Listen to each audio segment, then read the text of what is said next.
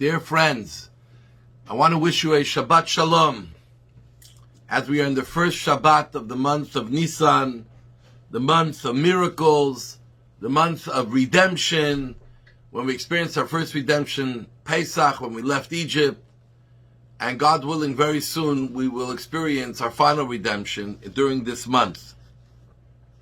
And this week we start reading a new book.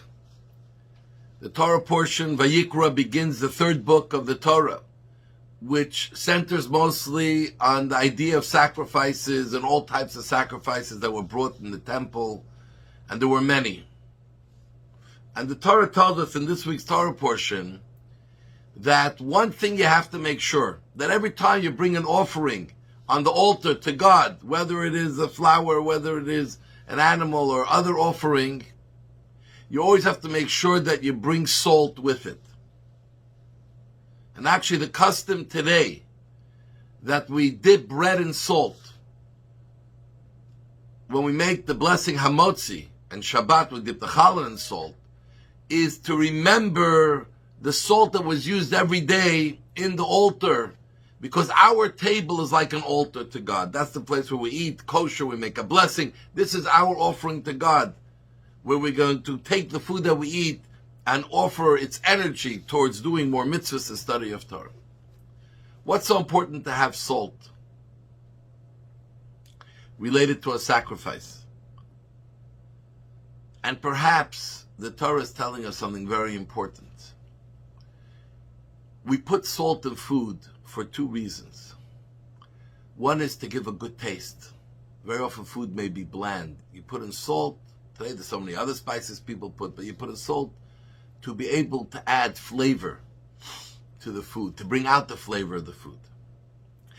And the other reason is to preserve. Salt preserves things. When something is salted, it's preserved for a lot longer. And the temple and the sacrifices, which represent our service to God, is expressed specifically through always putting salt. God desires our actions. He desires that we do the mitzvahs that He asks us to do.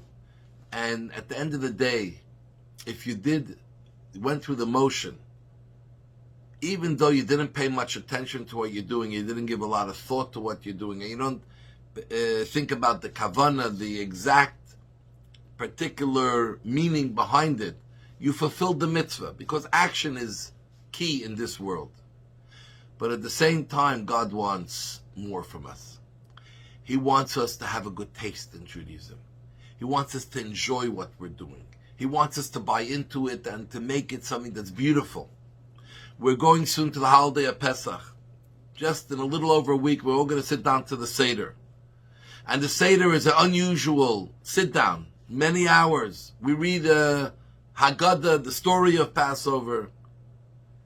So many rituals that we go through. And there are many people who are going to show up. But unfortunately, many may be looking at their watch to say, when can I get out of here? When can I do something fun? God says, no, I want you to enjoy the Seder. Don't just sit there because your parents or grandparents or you're waiting for the good matzah ball. You're going to it because it's something meaningful. It's something that you appreciate. You understand what we're celebrating. You get the message. Always put some salt. Because if you want to preserve our connection to Judaism and therefore our connection to God, you got to make it tasty. You can force yourself to do something for a while, but after a while it becomes just too encumbersome. But when you enjoy, when you understand as much as you can, when you buy into it, when you get into it, it's a different world. You have a whole different experience.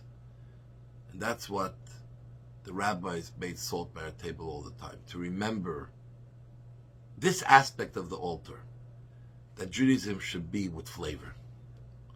Judaism, to be preserved, must have flavor. So I want to wish you all a Shabbat Shalom. God bless you all. We love you. Candlelight time on Trail 7:08 p.m.